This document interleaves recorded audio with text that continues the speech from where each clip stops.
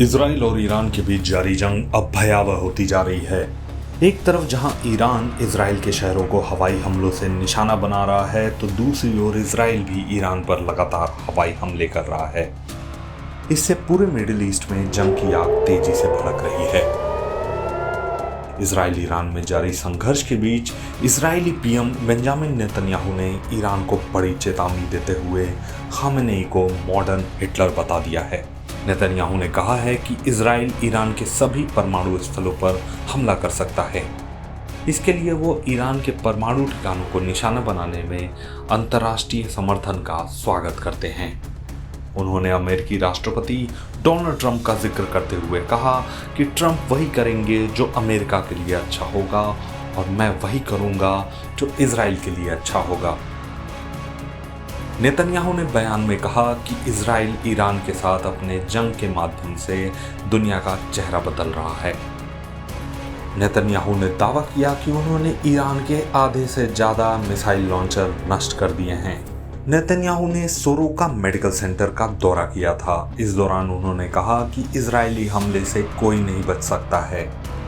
उन्होंने संकेत दिया कि ईरान के supreme leader Ayatollah Ali Khamenei भी इजराइल के संभावित निशाने पर हो सकते हैं। इस बीच इजराइल के रक्षा मंत्री ने भी खामेनेई को मॉडर्न हिटलर बताते हुए उनके अस्तित्व को खत्म करने की बात कही है। उन्होंने ये साफ तौर पर कहा कि ईरान में मौजूद ये तानाशाही शासन अब मानवता के लिए खतरा बन चुका है। बता दें कि ईरान की ओर से तेल अवीव और दक्षिणी इजराइल में मिसाइलों और ड्रोन से हमला किया गया है, जिसमें सैकड़ों लोग घायल हुए हैं। इन हमलों के जवाब में इजराइल ने ईरान के परमाणु ठिकानों पर हवाई हमले किए। इससे पहले इजराइल ने ईरान के परमाणु और सैन्य ठिकानों पर हमला कर उनके कई टॉप मिलिट्री कमांडरों और परमाणु वैज्ञानिकों को मौत के घाट उतार दिया था, जिसके बाद से ही ईरान और इजराइल के बीच जंग की आग भड़क रही है। इजराइल ईरान जंग को लेकर डिफेंस एक्सपर्ट्स क्या सोचते हैं, आइए जानते हैं। देखिए, इजराइल और ईरान के बीच का ये जो युद्ध चल रहा है, इसका आगे आने वाला जो भविष्य इस बात पर निर्भर करेगा कि ईरान अपने नाभिकी कार्यक्रम को किस दिशा में ले जाता है। यदि वो अपने नाभिकी कार्यक्रम पर लगाम लगा लेता है और अमेरिका के साथ जो नई डील की जो बातचीत चल रही है उसके लिए सहमत हो जाता है, साइन वो डील कर लेता है, तो ऐसे में ये जो जंग है वो रुक सकती है और एक शांति की स्थापना हो सकती है।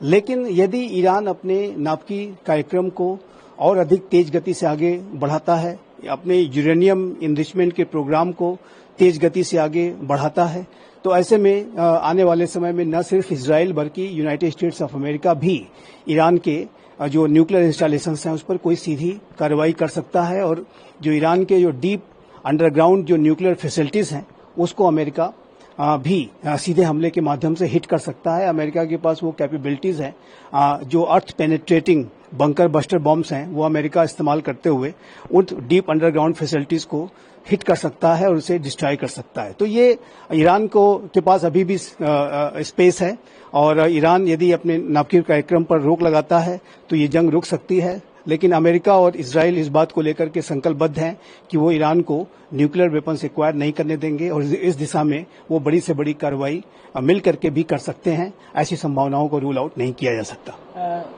कहीं न कहीं इजराइल और ईरान का जो ये कॉन्फ्लिक्ट वॉर चल रहा है, इससे मिडिल ईस्ट में तनाव बढ़ गया है और G7 की तरफ से भी ये बयान जारी हुआ है कि हम ईरान को न्यूक्लियर परमाणु हथियार नहीं होना चाहिए उसके पास। जी, G7 की तरफ से एक ज्वाइंट स्टेटमेंट जारी किया गया है जिसमें कि ये स्पष्ट रूप से कहा गया है कि इजराइल को अपने सेल्फ डिफेंस का राइट है और ईरान को अपने नाभिकीय अस्त्रों के कार्यक्रम को रोकना होगा और न्यूक्लियर वेपन्स को ईरान रख नहीं सकता। तो इस तरीके का जो एक ज्वाइंट स्टेटमेंट G7 की तरफ से आया है, जो कि 7 बड़े धनी लोकतांत्रिक और औद्योगिक राष्ट्रों का सबसे बड़ा संगठन है, वो एक महत्वपूर्ण बयान है और ईरान के ऊपर ये जाहिर है कि इससे और अधिक दबाव बढ़ेगा कि ईरान अपने नाभिकीय अस्त्रों के हासिल करने के कार्यक्रम को त्यागे, उस पर रोक लगाए और वो किसी तरीके से यूरेनियम इनरिचमेंट को आगे न बढ़ाए। और G7 का ये बयान भी जाहिर है कि ईरान के लिए एक भारी दबाव का कारण बनेगा, ये स्पष्ट रूप से दिखता है। लेकिन मिडिल ईस्ट में तनाव भी बढ़ गया है काफी। देखिए, मिडिल ईस्ट में जो तनाव की स्थिति है वो लगातार बनी हुई है। पहले से ही जो इजराइल और हमास के बीच का युद्ध है वो चल रहा था, और ऐसे में अब ईरान और इजराइल के बीच का जो डायरेक्ट एक युद्ध शुरू हो गया है, और यदि ये युद्ध फर्दर एस्केलेट करता है तो ये तनाव और अधिक बढ़ेगा। और ये जो पूरा युद्ध है इसकी जो वर्तमान की स्थिति है उसमें जो विश्व के जो एनर्जी सप्लाई चेन्स हैं वो प्रभावित हो रहे हैं, जो ऑयल सप्लाई रूट्स हैं वो प्रभावित हो रहे हैं। और यदि इस युद्ध का एस्केलेशन होता है, स्टेट ऑफ हॉर्मुज को यदि ईरान ब्लॉक कर देता है तो ऐसे में जो ऑयल सप्लाई रूट्स हैं वो गहरे तरीके से बाधित होंगे, और ऐसे में जो पूरे विश्व के एनर्जी सप्लाई चेन्स पर इसका नकारात्मक असर पड़ेगा। तेल के जो दाम हैं वो और अधिक बढ़ेंगे। तो ये जो स्पष्ट रूप से दिखता है कि वर्तमान समय में जो इजराइल और ईरान के बीच के युद्ध की वजह से पूरे मिडिल ईस्ट रीजन में एक व्यापक तनाव की स्थिति व्याप्त हो गई है, और ये तनाव आने वाले समय में ईरान का यदि यूरेनियम इनरिचमेंट का प्रोग्राम और अधिक आगे बढ़ता है तो ये तनाव और अधिक गहरा सकता है, और इससे जाहिर है कि पूरा विश्व भी प्रभावित होगा। भारत तो इससे प्रभावित निसंदेह होगा ही। नेतन्याहू ने कहा है कि खामेनेई जो ईरान का सबसे बड़ा लीडर है उसकी हत्या से ही ये विवाद खत्म होगा। देखिए, इसमें कोई दो राय नहीं होना चाहिए कि इजराइल का जो अल्टीमेट लक्ष्य है वो ईरान में रिजीम चेंज को कराने का है, क्योंकि नेतन्याहू इस बात को मानते हैं कि जो ईरान की जो इस्लामिक रिजीम है वो पूरे इजराइल के अस्तित्व के लिए खतरा का कारण बन सकती है।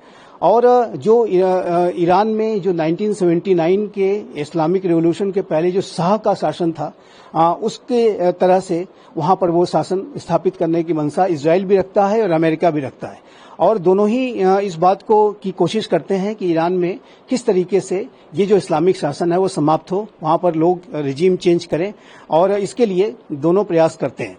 तो ये बेंजामिन नेतन्याहू का ये उसमें ये मानना है कि यदि सुप्रीम लीडर अयतुल्लाह खामनेई को एलिमिनेट कर दिया जाता है तो ऐसे में रिजीम चेंज को कराने में आसानी होगी। लेकिन ऐसी रिपोर्ट्स हैं कि डोनाल्ड ट्रंप ने ऐसे किसी भी प्लान पर इजराइल को एक्शन लेने से रोका है, क्योंकि इस समय अमेरिका और ईरान के बीच में एक न्यूक्लियर डील नेगोशिएट हो रही है, और यदि ये ईरान इसके लिए मान जाता है तो संभव है कि इजराइल को ऐसा किसी बड़े ऑपरेशन को करने में अमेरिका उसे गो हेड न दे और उसको इस पूरी प्रक्रिया करने से रोके। लेकिन इसमें कोई दो राय नहीं होना चाहिए कि इजराइल का जो अल्टीमेट गोल है वो ईरान में रिजीम चेंज को कराने का है, और इसके लिए जो इजराइल समय समय पर अपने जो प्रयास हैं या साजिशें हैं वो अवश्य करता है। अमेरिका भी इस मंसूबे को रखता है, और अमेरिका भी ये चाहता है कि जो 1979 का जो इस्लामिक रिवॉल्यूशन हुआ था उसके पहले की जो ईरान में स्थिति थी, शाह का जो शासन था वैसे ही स्थापित हो, और अमेरिका के अंदर भी जो 1979 के इस्लामिक रिवॉल्यूशन की वजह से जो वहां के अमेरिकन एम्बेसी की जो लंबे समय तक सीज हुई थी उसकी जो टीस है वो अमेरिका के अंदर भी रहती है। तो अमेरिका भी चाहता है कि वहां पर रिजीम चेंज हो और फिर से ईरान वैसा ही बने जैसा कि शाह के समय में का ईरान था।